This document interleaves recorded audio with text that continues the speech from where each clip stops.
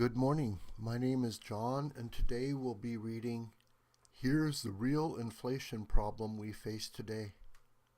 Editorial, Investors Business Daily, March 2nd, 2018. Prices. After years when inflation concerns seemed all but forgotten, it is suddenly on everyone's mind. But how many know that government policies are a major contributor to rising prices? We've hit a curious stretch in the economy where positive economic signs send the stock market down, largely because investors think the Federal Reserve will hike interest rates to prevent the economy from overheating.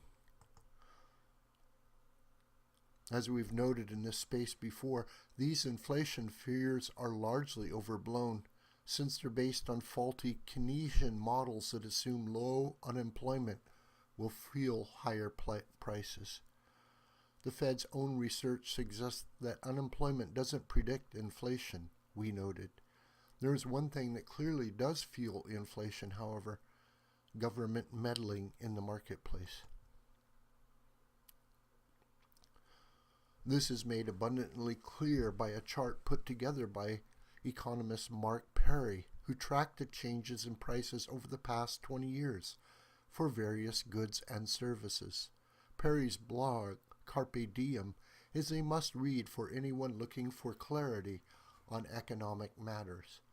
As the chart shows, the overall inflation rate for those years was 55.6%. But look at the items that fall above and below the Consumer Price Index and notice what they have in common.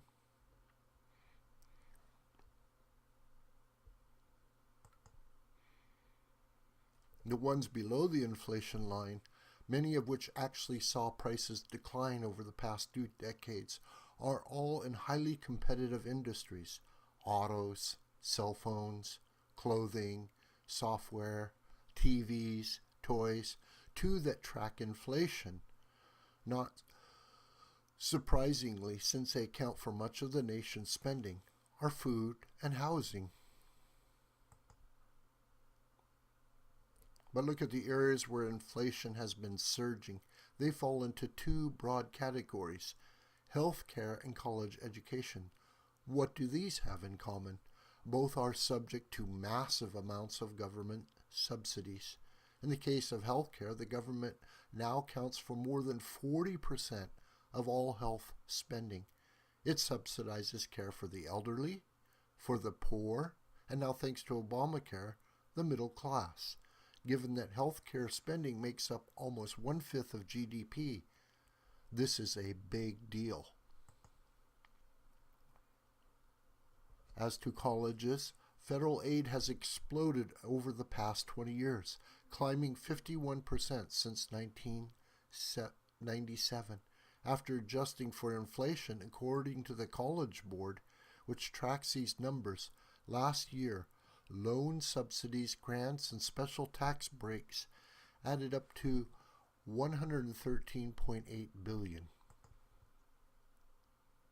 All that subsidy money was premised on the goal of making these things more affordable. The result is, for many, the exact opposite. By paying most of the tab, the government has insulated consumers from the true cost of these things, a recipe for runaway prices. Yet instead of dealing with the cause, policymakers keep talking about either adding still more subsidy fuel to the fire or imposing price controls. If policymakers want to tackle inflation, the first step would be review those federal policies that are driving it. This video is a production of the School of the White Crane. My name is John Brooker, and you could reach me through commentary on this video or through my Gmail listed here. Please share this video with family and friends and on social media. May God richly bless you.